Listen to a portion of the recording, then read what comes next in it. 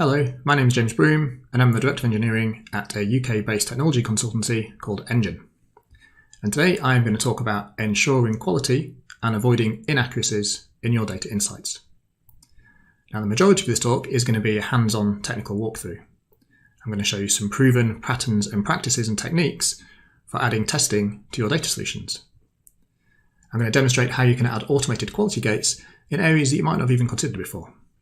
And specifically, we're going to look at testing Power BI reports and Azure analysis services models, long-running ETL processes, such as Azure Data Factory and Synapse Pipelines, and interactive notebooks, such as Databricks, Jupyter Notebooks, and Azure Synapse Notebooks. But before we do any of that, I want to start with a story, because I want to illustrate why any of this is important. So let's cast our minds back to the autumn of 2020. Now, in relative terms, this was still early days in terms of the COVID pandemic. In the UK at least, we were still very much in the middle of waves of rising cases. We had daily briefings by the UK government on TV. And we had a test and trace scheme in place, where the idea was to identify positive cases quickly and then follow up with close contacts to stop the spread as quickly as possible. In October, we were reporting between 7,000 and 8,000 cases a day. But in early October, Public Health England reported that during the course of 1 week, they'd been quite significantly underreporting cases. They'd reported around 50,000 cases, and it turns out there were a further 15,000 that had gone unreported due to an IT error. So about a quarter of cases were going unreported for a week. It took them 8 days to realise this mistake and then correct the figures. And during that time, there was around 2,000 cases being unreported every day that were being missed. So clearly this was a big impact.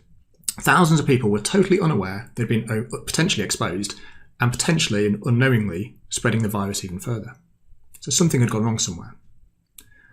And what had gone wrong was this. Due to the immense time pressure to get this process up and running, the testing results were being provided in CSV format from the various testing bodies and then collated in Excel in order to report the aggregated results. And for some unexplained reason, the legacy file format of .xls was being used rather than .xlsx. And this meant that the Excel worksheets had a limit of 65,000 rows of data. So the aggregated results from the CSV datasets were being truncated at this limit. What was interesting was how this was being reported in the UK media. It was essentially being described as a technical issue, and even more than that, Excel was being blamed for the error. But there was no bug in Excel. It wasn't Excel's fault. The 65,000 row limit had been present in XLS file formats since the 1980s, and it was well documented if you went and looked at it on the Microsoft documentation. What actually went wrong was that nobody had tested this process. Nobody had validated that the actual outputs matched what was expected, given the known set of inputs. So it wasn't a technical issue, it was a people and process issue. Nobody had stopped to check if the numbers looked right. And by the time they did, the impact had already happened. Now I'm guessing most people listening weren't or aren't responsible for collating figures for a global pandemic, but some of you might have been. And if you're not, there's every chance you're working with other data sources that easily could have an impact on human health. For example, algorithms for self-driving cars, results of clinical drug trials. And if not potentially dangerous in a life-threatening way, I'm guessing at least some of you do work with data that has an impact on a personal level, such as mortgages or loans or credit card scoring. Maybe in the criminal justice system, or approval of visas or residency applications, or a billing process for utilities or subscription services. And if not on a personal level, then definitely at a commercial level. In the organisations you're working for, sales forecasts, weekly reporting KPIs, or customer satisfaction metrics. So fundamentally, the question I want to ask yourselves, for any data solution, for any data insight that you're working on, developing, or responsible providing to your stakeholders, your organisations, or your customers is this. Does it matter if it's wrong? Because there's really only two answers to this question. And if the answer is no, then why are you, as a data professional, even involved? And if the answer is yes, then you need to be able to prove that it's right. That sounds obvious. Right? I could have had a show of hands if we were here in person. How many of you actually have comprehensive testing in your data solutions I guarantee there wouldn't be that many hands up. And I'm prepared to stand by that statement because I've been a consultant for over 20 years and I've had the privilege of working with many great teams in many successful organisations across many industries, even across 3 continents. And yet that statement's still true. So why don't we do it? At the risk of kind of massively oversimplifying things, I think there's 3 main excuses that I've heard over the years that come up time and time again. The first one is we don't have the time. A case in point, this is the Public Health England example I just talked about. They were under a lot of pressure to get this process up and running from nothing, so corners were clearly cut in order to get a process from the scratch very, very quickly. But the argument they didn't have time to make proper testing into the process falls down a bit when you consider how much time was then spent cleaning up the mess and dealing with the impact of getting it wrong in the first place. Now, there's tons of research out there about how much quicker it is to solve problems during development than it is before they make it into production, in the software industry at least. Think about product recalls in the car industry. How much time and money is spent on testing their processes to try and avoid that solution, or that situation, sorry. You say you don't have time to test something, I would argue that probably you don't have time to test to get it wrong. Now, the second reason for this is we don't know what the numbers should be. And this is another very common situation, especially when dealing with large amounts of data. And by large, I really mean bigger than can fit on a single screen in an Excel worksheet, for example. Beyond that, it's hard for humans to hold that amount of data in their heads, which then makes it harder for someone else to tell you what the right answer should be. And that's assuming that people agree even on how you calculate the answer in the first place. I worked with one organisation who had nearly 20 different definitions of gross margin, and that was just one of about 40 KPIs that were being reported on in a standard set of management dashboards. But if you don't know what you should be doing, then the answer is simple. You need to stop. You need to go back and do the hard work of defining your requirements properly. Forget about the data and technology for a second and start with what the expected outputs are supposed to be. And I was actually here talking at DPS conference last year on exactly that subject. The third reason is this. It's hard. How on earth do you even test a Power BI report, for example? And to this I say, yes, software development is hard, and to be blunt, that's why you're being paid to do it. I deliberately use the term software development because that's what all of this is. Data engineering, data science, data wrangling, data modelling. They're just different terms for software development. If you're adding a formula to an Excel worksheet, you're developing software. If you're writing DAX queries to create measures for a Power BI report, you're developing software. If you're creating Python scripts to generate statistics, you're developing software. If you're designing ETL processes to populate a data warehouse, you're developing software. And that's exactly what I am. I've been a software developer for over 20 years, and yet I've done and do all of the things I've just talked about. I might have been designing and delivering big and complex data projects and data platforms, data solutions for the last decade or so of that, but I'm still doing that as a software developer. And that means I'm always looking for a way to test something. And for the rest of this talk, I'm going to help you do the same. I'm going to walk through 3 practical examples that cover a large portion of the types of technologies and processes in the data platform projects that I've been involved in recently. And I'm going to show you some approaches that you can take away and apply to your data solutions. So not only do your numbers look right, but you can prove it.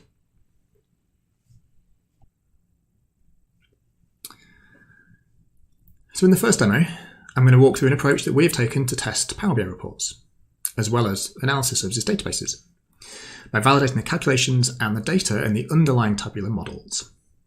I'm going to use Power BI throughout the demo, but everything I'm going to show is equally applicable to analysis services. Now, as a reminder, there's no official support or recommended approach from Microsoft about any of this, so the approach is based on Engine's experience and recommendation. There's no available testing frameworks for Power BI reports. We have no control over how the reports are being rendered in the user interface. And at first glance, the report business logic is encapsulated within the underlying Power BI service.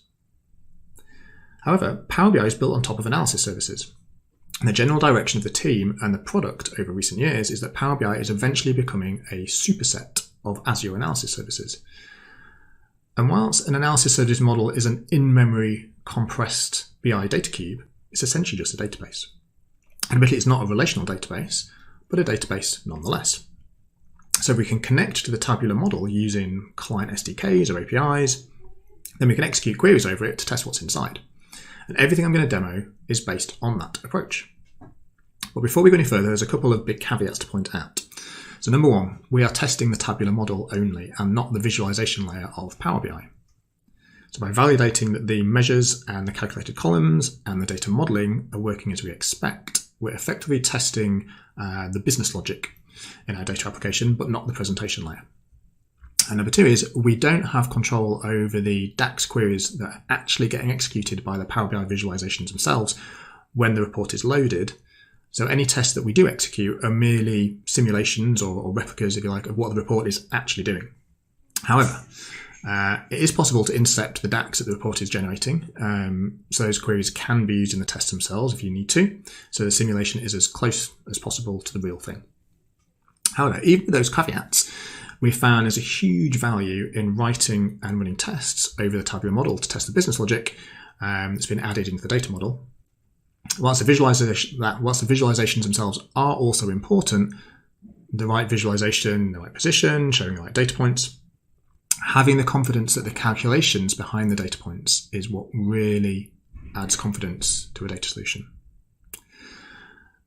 For the most part, it's a reasonable assumption to make that the visualization layer is going to be working as you expect, generating the right DAX queries, so we can focus on testing that the schema and the data in the model are correct.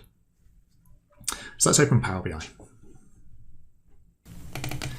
And I'm going to use a sample report that I've just taken from the Microsoft website. And whilst that's loading up, I'm going to remind you that behind every Power BI report is a tabular model. And that, in effect, is an analysis services database. When opening a Power BI report in Power BI Desktop, what's actually happening behind the scenes is a local instance of analysis services is actually being started automatically. And you can find that out by using a tool called DAX Studio, which is an external tool that's freely available to download from the internet. And once the Power BI report is opened, if you have DAX Studio installed, you will see it under the external tools menu under here, and can open it very simply like this.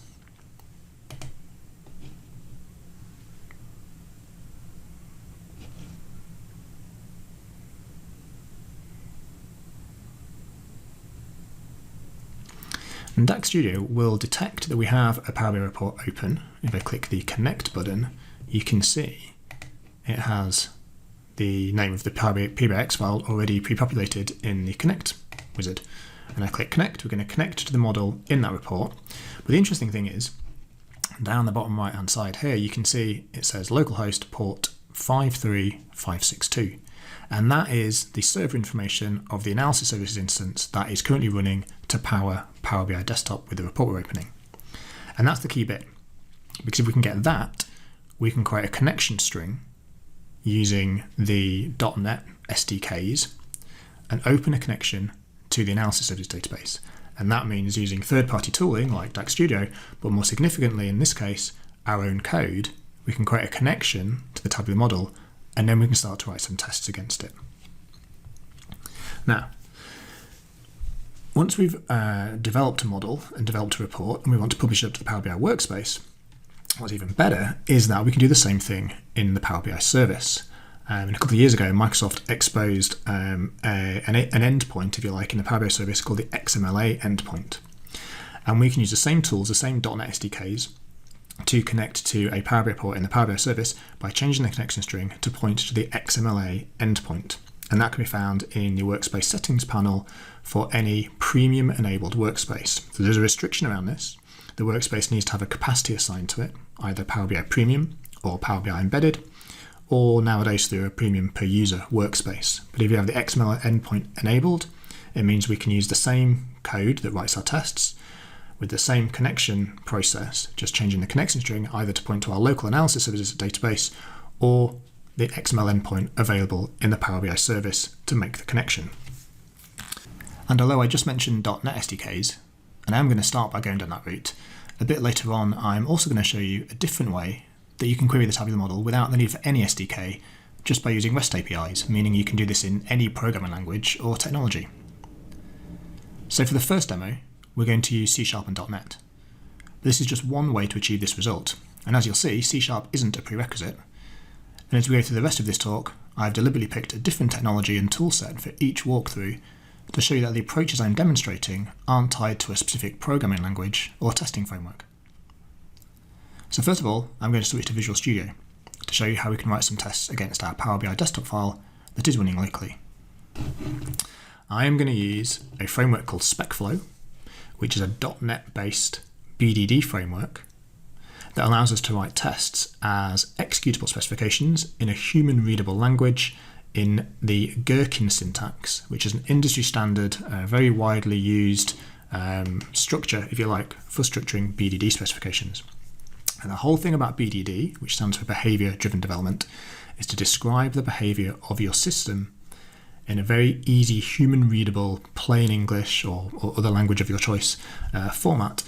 So to aid easy collaboration between the technical users who are developing the system, in this case the report, and the business users, so in this case maybe the business analyst or the end users ultimately who understand the domain of the data.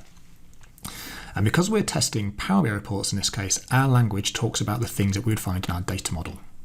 So measures, results, filters, and that kind of thing. So you can see I've described here quite a simple set of scenarios about the data model behind our sample report. We go back to Power BI. This is the retail analysis sample that contains sales by stores over geographic areas. So we've adopted an approach where we have a feature for each report. So this is our example report feature. And our first scenario is around total sales. The total sales measure is probably one thing we want to add into this data model. Imagine we hadn't created our report yet and we're starting to do some data modeling. When we query the total sales measure, then we expect the result to be this particular value, in this case rounded to 2 decimal places. This is absolutely something we could discuss with the business. We could talk about how do you calculate total sales, what's the expression that needs to go behind that measure in order to validate that particular KPI. We've made an assumption that the report is kind of loaded with a known set of data. In our experience, that's a fairly good way to work in this kind of model. Clearly, we could write some code that would automatically load data into the data model, reprocess the data set, refresh everything, and do that every time. We found that to be quite a heavyweight process, and actually what's a much better thing to do is to work from a known static set of test data that's much more cut down, simplified, and smaller than what you might have in production, that allows you to easily kind of verify calculations and measures, outside of Power BI as well as inside of Power BI, and work collaboratively between someone who understands the data and the person who's kind of developing the report in parallel. So we've assumed there's a set of data in the report that we know about, and once we understand how our total sales measure is calculated based on that set of data, the result should be this particular value, which is about 45 million pounds, I guess, or dollars, whatever the currency is in this case. So that's a very simple kind of test that we've got, total sales across the whole data set. The next logical thing to do, given this is an interactive report, is we might want to filter that down by something. Power BI is designed to slice and dice the data. So how do we do that? Well, we'd apply a filter. So we've seen in our report that our data model is a retail-based one, and we've got some stores. So what would happen if we wanted to filter the stores down to say we can see a store here called Lindsay's? Well, if we just want to look for the data for Lindsay's. So let's expand our scenario language a bit further, and in this case, let's say given we have the following filter applied. So we're now talking about setting up the scenario in a different way. And we've defined now through that process that we've got a table called store, a dimension table, that has a property called chain, and in our known data set, we have a store chain called Lindsay's. So given that we have filtered stores down to Lindsay's, now when we query the total sales measure, what happens? We would expect the value to be different, because now we're just calculating total sales for Lindsay's. So we can prove all this if we go back to the report, and I've actually added an extra page into the sample that shows total sales. We've got a little table up here that allows us to do Lindsay's, and we can see that when we apply the Lindsay's filter, it goes down to about 13 million. But clearly Power BI is showing a much kind of simplified, kind of aggregated and truncated view of that actual value. If you want to see what that was like for real, we could use something like DAX Studio to execute a query for real. What I'm going to do first though is run the test to see what happens. Now behind the scenes, SpecFlow allows us to generate, in this case, C# code to actually run code to execute these statements that we're making. If we open up our C# file, we can see we have methods behind each of those definitions, we call them, in our feature file, that actually do something. So when we're going to add a named measure to our query, we have some code that does that. And what we're doing behind the scenes is just building up a DAX expression dynamically. So when we add a measure in, we add the name of the measure in the syntax that you would if you were executing the same query in DAX Studio. When we want to add a filter, we do the same thing. We start to add extra syntax to our DAX query expression, in this case the filter table name and the filter statement. And by the time we say that we want to run the query, what we've got is a dynamic expression that's built up that evaluates into something that looks a little bit like this. It's a simple evaluate statement with a simple summarize column statement, and in the body of that expression we have the columns we want to pull back, the filters we want to apply, and the measures we want to pull back. So let's start by running the test to prove it passes. I will need to update my connection string to point to my local Power BI desktop environment. So I go back to DAX Studio. We can see I'm running on port 53562, and I have a config file in here somewhere that I can update. 53562. And now if I can open up the Test Explorer window, it will automatically find all the tests in the solution. And let's run the total sales test. And this should run relatively quickly. And in theory, it should pass. And it does. Now, if we were to debug that test, let's break on execute query. We will be able to see the actual code, the query code that actually gets executed in DAX. So we run the test again. This time, let's debug.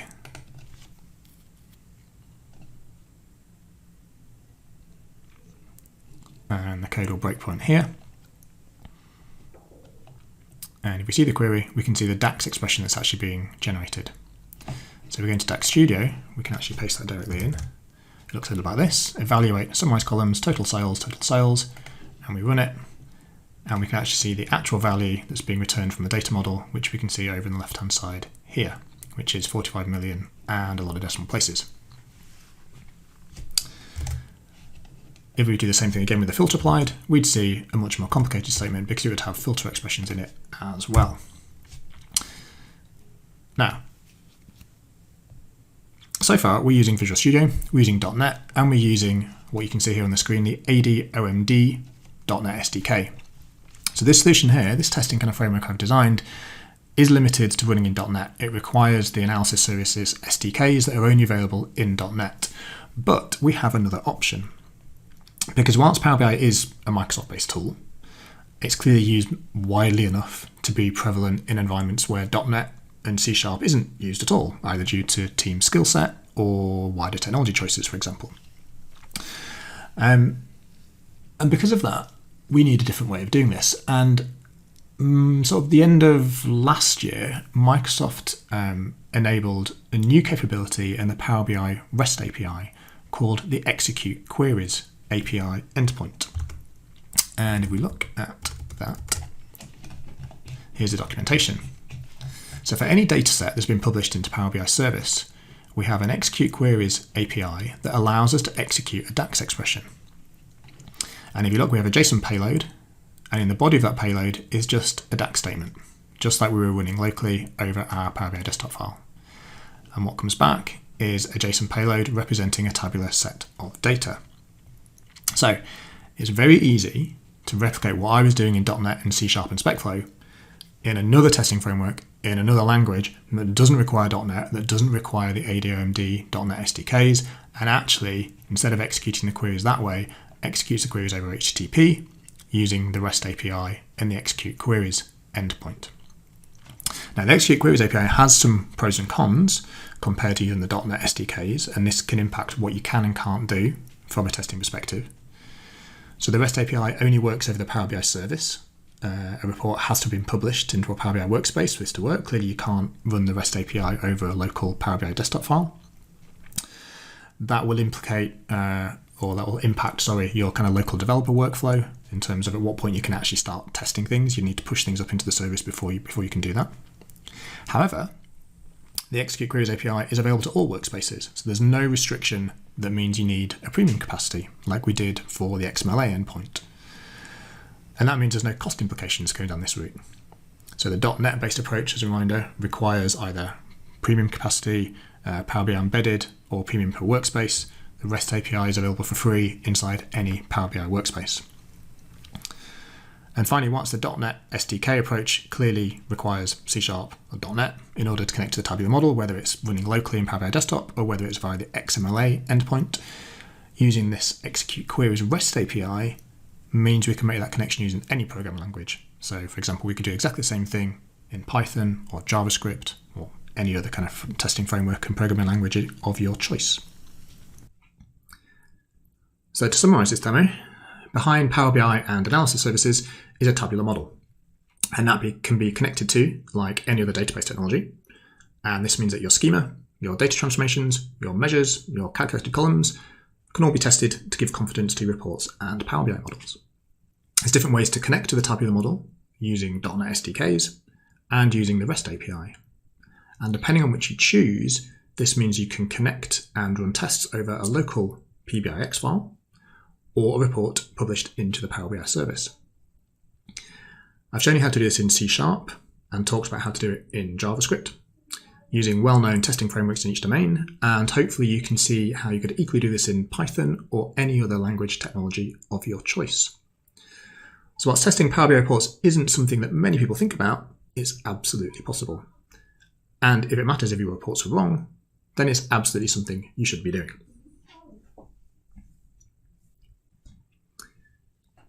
In the second demo, I'm going to walk through an approach we have taken to test long-running cloud ETL processes, specifically using Azure Synapse Pipelines, but equally applicable to Azure Data Factory and conceptually applicable to any other cloud data processing platform or technology. And there's a couple of very common challenges when testing cloud ETL processes. One, they might take a long time to run, by which I mean they're not instant. And two, they might process and output lots of data, making the results very hard to validate. Now, there are solutions and patterns to both of these challenges, which can be applied to make testing these long-running processes possible. The first one is pretty straightforward, and that's just to apply asynchronous polling patterns, allowing the test to kick off a pipeline and then periodically polling for completion. The fact it takes a long time might mean this type of test isn't something you want to run on every single source code change, but rather something that gets run on every release or even every night, for example. Second challenge can be overcome with a simple mindset shift in how you test the outputs. And we're typically used to testing or validating specific outputs or values. And that becomes hard when you're processing large amounts of data. And actually, I say large, even 10 rows of data with 10 fields would mean testing 100 different specific values. So there's two different methods we can use here, and both are equally useful in different ways. The first one is called data snapshot testing. So it may be that we absolutely have to test every specific value in our data set. And in that case, a technique called snapshot testing is very useful. And rather than test every value individually, we can test that the entire output matches what we expect based on a previous known state. So for example, we run our pipeline for a known set of inputs or parameters. It produces an output that we manually validate to confirm that things are working as expected. And then we then snapshot that output and store it with our tests. So we can repeat this test run under the same set of conditions and always expect the same output every time. And this protects us from further changes down the line, introducing bugs or regression issues in scenarios that we've already tested. So the downside is clearly we need to perform the initial validation ourselves, but it provides a repeatable safety net as the platform or the solution evolves over time. Now, the second method is behavior-based testing, because it may also be, of course, that we can't test every specific value. We may be relying on external systems or dynamic data sources that are temporal or subject to kind of configuration changes outside of our control.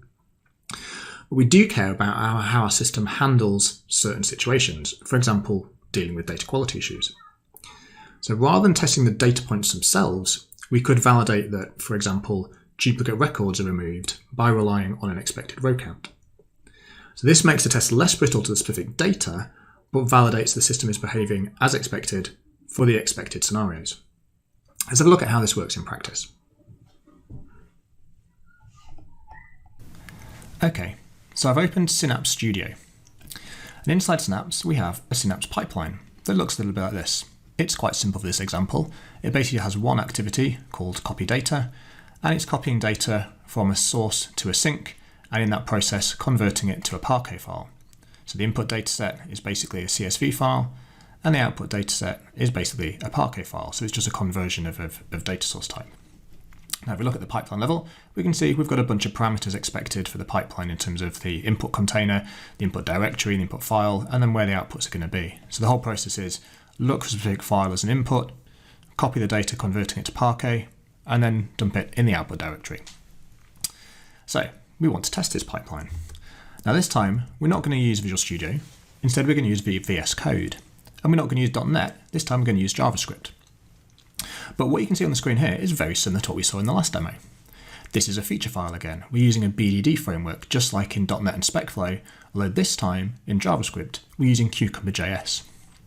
And I mentioned that the Gherkin language was ubiquitous and kind of a standard syntax across BDD frameworks, and this is proof of that. So Cucumber is a very, very well used and highly used kind of BDD framework across many different languages, and this is the JavaScript implementation.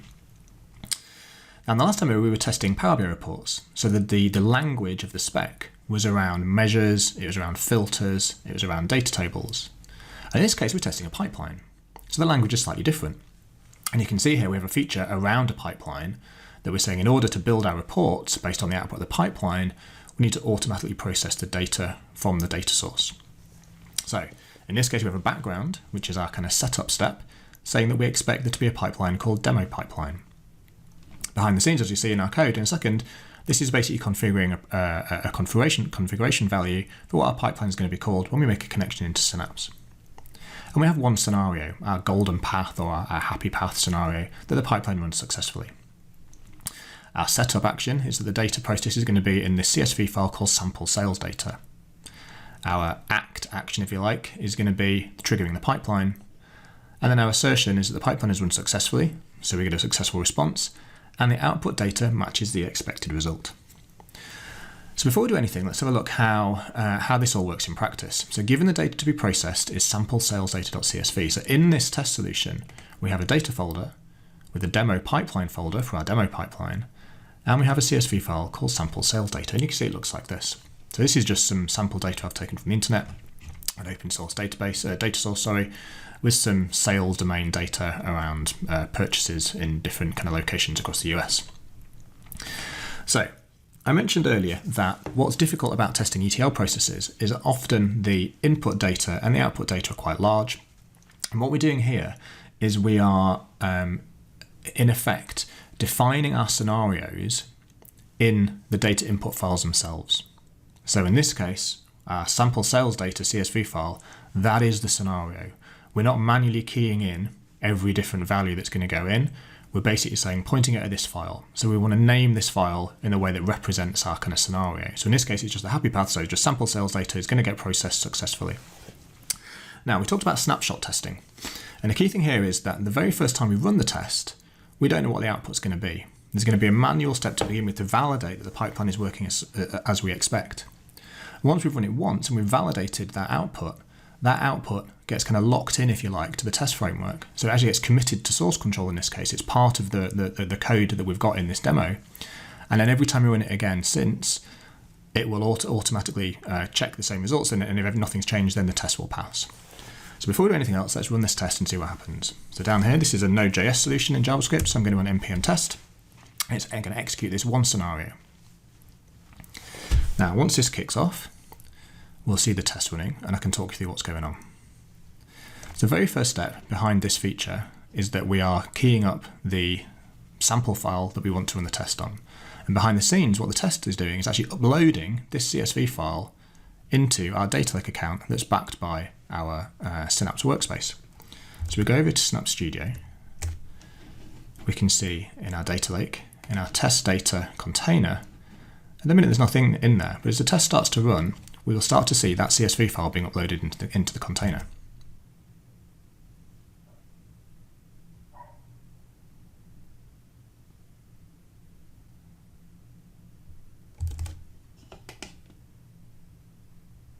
And there refresh the container now, you can see we have a folder called demo pipeline because we're testing our demo pipeline.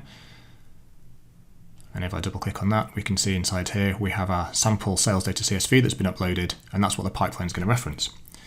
Now, we talked about long-running processes. The actual pipeline itself isn't going to be instant. It's going to kick off and it's going to trigger and run. So if we go back over here and we're going to monitor, we should see that our pipeline has started running. In fact, it's already finished. It took 13 seconds, but it could take a long time. This pipeline could be very complicated. It could be pulling in lots of data. It could be using Spark pools that take a few minutes to spin up, for example. But we can see here that we triggered the pipeline and the pipeline has run successfully. Behind the scenes, what's going on is our test framework is actually polling for results. So if we look in our pipeline helper, using the Azure SDKs for JavaScript, in this case, the artifacts client from the Synapse Artifacts NPM package, we can trigger a new pipeline run, and then we can just use a loop and poll whilst that pipeline's running and check for the response until it's finished. So this test could run for a few minutes, this test could run for a few hours, depending on your scenario and how often and how regularly you want to actually trigger the tests. So our pipeline has run successfully, and that means actually our test has also passed. And what you can see in that process is we've now got a file in our snapshots output folder. And what's happened is we are using a framework, in this case called Chai snapshot testing. So because we're using the Chai assertion framework for Cucumber.js, this is an extension that specifically deals with snapshots. Now I go into my step definitions file.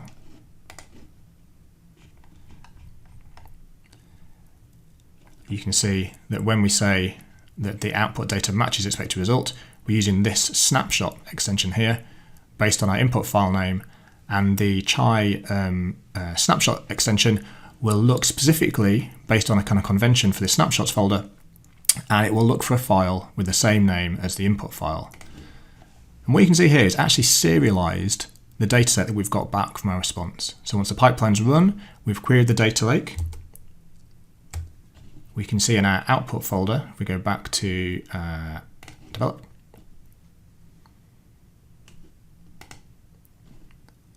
we will have our results. And remember, our results are being converted into Parquet files because that's all our pipeline, our copy activity is doing.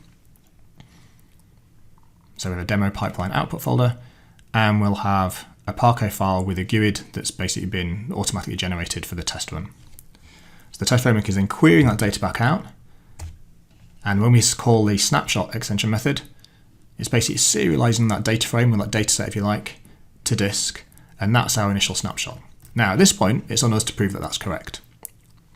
So there would be a process with the QA team, with a business stakeholder validating that based on our input data that we passed in, is this the data that we expect coming out the other side? And every time we run this test, we run it again, our test is always going to pass because nothing's changed. But if something was to change in the future, we now have a safety net, if you like, that the output is always going to be checked against what we've committed into our version control repository as the expected output. So this test first will pass because nothing's changed. Okay, but if we were to change something, and in this case, we could just change the input file, we now know that the output is not going to match what we expect. So let's change this value and run the test again. And in this case, we'll see a test failure. Now in reality, it's probably not going to be the input file that's going to change. What's more likely to change is the pipeline processing itself.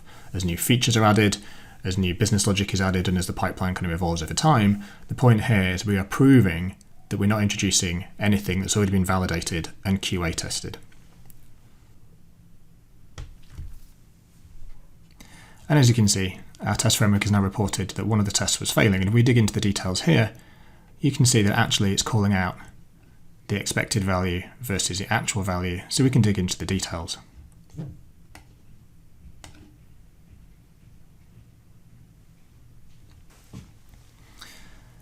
Now this is all well and good when we have control over the input data set, where it's a static kind of set of values, whilst we're not actually handwriting out every single value in this data set that we want to test and validate. We are actually testing them all, it's just we're relying on the snapshot process to test the whole data set as one thing rather than each individual value individually. But clearly there's cases where we can't do that. And we talked about this kind of behavior-based testing method that I'm going to show you now. So if we go back to our feature, we might want to, for example, care more about how our pipeline deals with a certain scenario. For example, duplicate rows are being deleted. So we care less about the specifics of the data that's coming in and out, but actually the behavior of how it handles a certain scenario. So we've added a new scenario that duplicates are going to be excluded. In this case, the data to be processed is a new CSV file called all duplicate rows. So we've named the scenario in the data file itself. And if we look at all duplicate rows.csv, it's a much smaller file, but you can see every row is the same. That's the whole point. All rows are duplicates. What we'd expect in this scenario is, if we want all our duplicates to be excluded, when the pipeline is triggered and the pipeline runs successfully, then actually our output data should only contain one row, because all the duplicates are excluded, and we only end up with one in the output. Now, in fact, I haven't implemented this feature in our test pipeline, so if we ran this test, it would fail. But what's interesting is we now have a test-first approach to defining our functionality that we care about in our pipeline. So the next step will be go back into the pipeline and change our copy activity behavior such that it can deal with duplicate rows, and actually we get the output results that we expect. So in summary, in this demo, I've proved that long-running data processing in cloud ETL tools like Data Factory or Synapse Pipelines can absolutely be tested by adopting asynchronous polling patterns to wait for processing to complete. If datasets are large enough to make testing every individual value problematic, then snapshot testing is a good and simple solution to add regression test type coverage to these types of tests. If you can't test specific output values, you can still add quality assurance through testing behaviors in a more general sense, like number of rows, or files, or error conditions.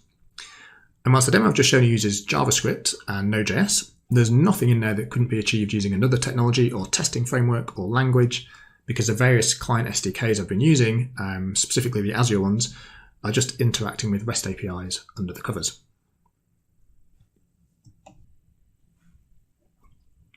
So in the third and final demo, I'm going to walk through an approach that we've used to test Azure Synapse notebooks. As you've probably come to expect by now, though, the approach is equally applicable to Jupyter notebooks or Databricks. And notebooks are really interesting. We think they've been a bit of a game changer in recent years in the data and analytics space, as they allow for quick, ad hoc, collaborative and experimental working patterns to be applied to data problems, which means they can be used to great effect in data science and data modeling. But they're also really useful in standard ETL processes. They act as living, breathing documentation of a process, allowing you to mix in Markdown and executable code side by side, meaning that data processing isn't locked away in a stored procedure or an SSIS package, but in a human-readable format that allows for collaboration and understanding across a team. But that agility comes with a trade-off, because very quickly we've seen that notebooks start to form the backbone of systems and processes that businesses start to depend on. And if business insights are being surfaced, then there's a need for quality assurance, because without it, inaccuracies in the data are going to end up going unnoticed. So let's open Azure Synapse and work through an example. So in our first demo, we're using Visual Studio and C#.NET and SpecFlow to add tests to Power BI reports. In the second demo, we're using VS Code and JavaScript and Cucumber.js to add tests to our Synapse pipeline. In this third and final demo, because we are testing notebooks, we're going to use Synapse Studio as our IDE, and the code and the tests we're going to write are going to be in Python, or specifically PySpark, which is the SDK and API to interact with the Spark runtime in Synapse. So let's imagine we have a fairly simple use case. We work for some kind of sales organization that has some data around sales orders. And if we look, we've got a simple kind of set of data here in a CSV file that has some orders by city and region within the US. And we're tasked with producing some aggregated kind of sales metrics and reports. And we thought, okay, a good way to start would be to use notebooks so we can explore the data and start to work on our kind of ETL logic. So we might start something like this. We might want to read the CSV data into a Spark data frame from the data lake. And we might think, okay, there's probably some simple data prep we need to do. For example, let's drop duplicates based on duplicate order IDs in the data that we've noticed. And then we might want to start thinking about, well, what kind of metrics are we calculating? We want to group the data by region and start to sum up the total price. We can start to do kind of total sales by region. Once we've got that, we then want to save the output back into our data lake, so we can start to build some reports or visualizations or dashboards or alerts based on the kind of the sales metrics that we're calculating. So let's run this notebook to see what happens.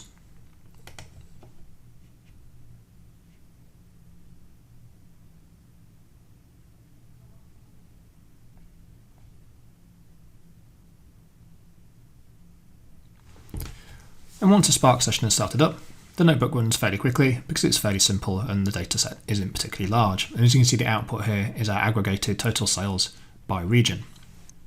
Now, I've mentioned a few times that one of the great advantages of notebooks is the ability to go from ad hoc and experimental data processing into something repeatable and automated. And in Synapse, it can be as simple as saying adds to pipeline. If we do this, our notebook is added to a new Synapse pipeline, and we can start to add a trigger to run this notebook on a nightly schedule. We can start to parameterize it so that it looks in the right folder in the data lake, for example, to take the latest sales figures each night. And suddenly we've gone from something that was proof of concept into a line of business application that's now automated and going to generate those results every night. However, that agility comes with a downside. And that is, in the spirit of exploring and ad hoc kind of data prep, in some ways we've lost the rigor and best practice around solid engineering practices. In this case, proving what we're doing is correct by adding tests. So let's go back to our notebook and have a look at what we might want to test in the first place. So even though this is a fairly simple use case, there's still some logic in here. We're dropping duplicate orders in one of our cells. Now that's a one-line piece of code, but it could be implemented different ways. Our logic is based on dropping duplicates based on the duplicate order ID. But equally, it could be implemented based on every cell in every row being the same. So how you even define a duplicate row is open to ambiguity. Now, if we wanted to add tests to actually lock in this logic and prove that the behavior is exactly as we expect, we need to do some restructuring of the notebook. And this is the key thing that everything that we're going to talk about is based around. What's great is that notebooks have cells. They already have the ability to separate out logical steps in a process. And we're going to expand on that by turning each logical step into a defined function.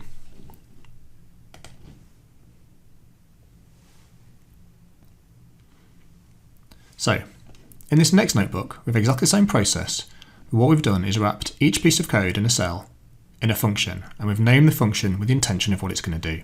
So we load the data. We remove duplicate orders. We calculate the sales by region, and we save the output back to the data lake. Now what's interesting, if we were to run this notebook end to end, nothing would happen, because all we've done is define the functions themselves. We're not actually calling them. So in this notebook, we have one additional cell, which, if you like, is the orchestration cell or the workflow cell, actually specifically calls into each of those functions in the order we want them to run, which runs everything in the notebook end to end.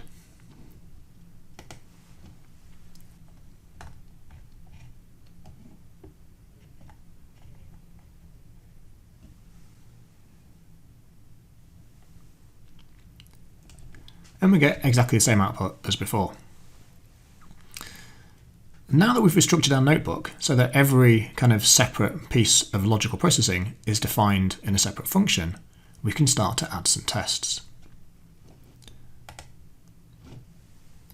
So in this next version of the notebook, we've done exactly that. Now, because we're writing Python code, we can actually just import the fairly widely used and well-known test framework called PyTest. And that's pre-installed on the Synapse kind of Spark clusters all ready to go. So further down the notebook here, I've got some test logic. And there's a couple of things to note. The first is, it's absolutely possible to create Spark data frames in memory. And that allows us to queue up specific data scenarios, execute the logic we want to execute, and assert that the results are as expected. So we can follow a very standard unit test kind of pattern of arrange, act, assert. So the first thing we're testing here is that orders with a duplicated order ID are removed as per our remove duplicate orders function. So we queue up a data frame that has two rows of data, and they both have the same order ID, even though the other fields inside the data frame are different. If we were to run this cell, we would only get one row back because the second duplicated row has been removed. Now what's interesting about writing tests is that by writing a test for a certain scenario, naturally it leads you on to what else could happen. So in this case, well, if orders with duplicate order ID are removed, what about orders that have a different order ID, but every other field is the same? What do we expect in that case? Well, according to our current logic, we'd expect all 3 rows to be returned. So we can test that as well.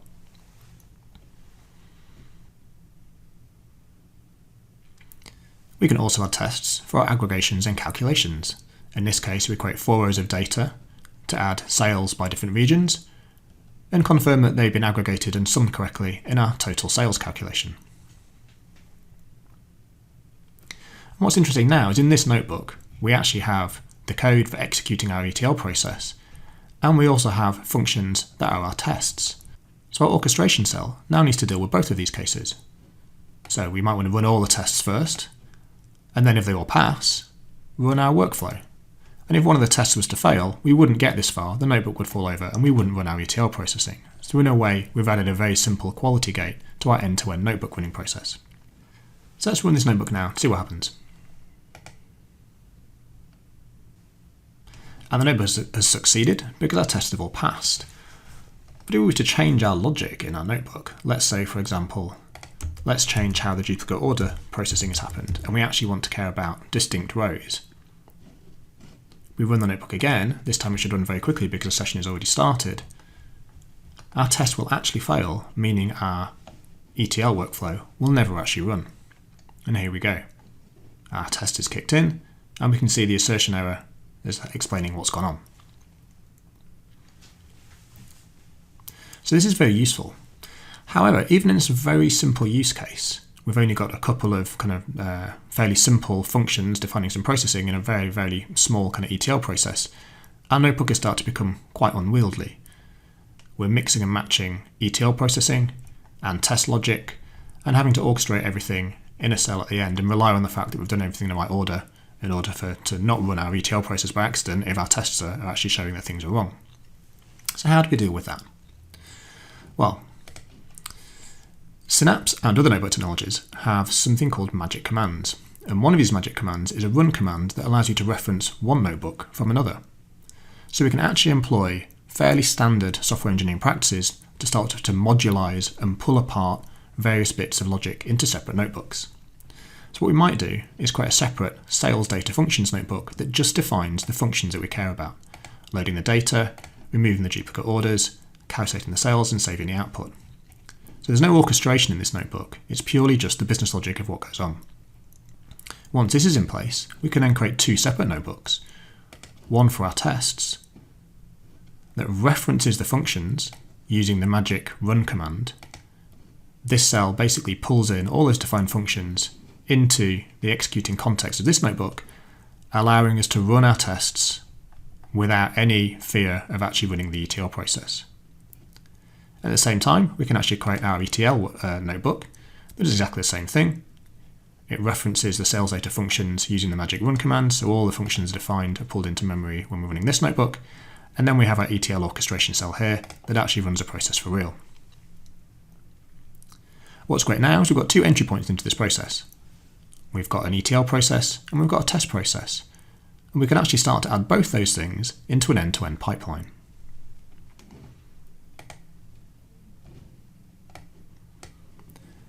And that's exactly what this pipeline is doing. We've got 2 notebook activities. The first one calls into the sales data test notebook, and the second one calls into the process sales data notebook running the ETL process. But the second notebook activity is only going to run if the first one succeeds, so our tests are acting as a quality gate for our ETL process to run.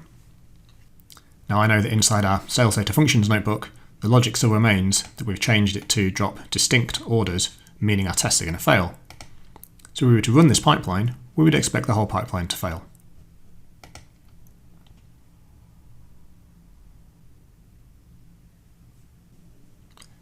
And it has failed, as expected. And we can even see in the outputs the error message of why it did fail. So we can go and debug and see what's going on. With that very simple kind of mindset shift, which is to restructure our notebooks such that each logical piece of processing is defined in its own function, it makes it very, very testable. once we've done that, we can use the magic run command to actually modularize and split out notebook logic, separating out core functionality from test functionality and from orchestration.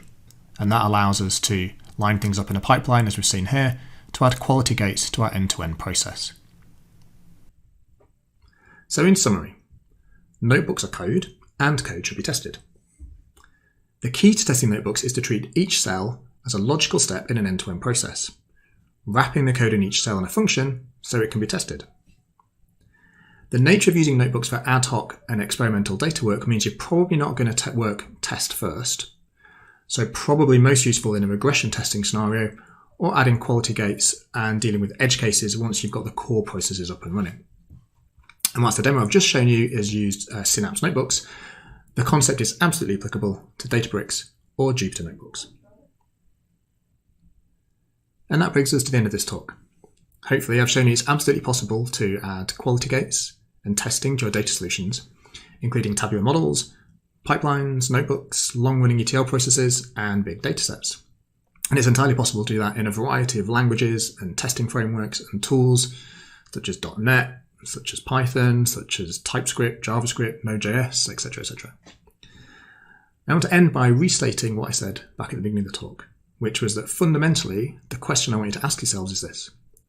For any data solution, any data insight that you're working on, developing, or responsible for providing to your stakeholders or customers or organizations, does it matter if it's wrong?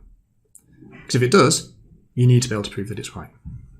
If you want to hear more about how we could help you, then feel free to drop us a line at hello@engine.com. If you still have questions or want to connect, I'm available in the live chat Q&A, or you can find me afterwards in the virtual networking lounge. Thanks for listening.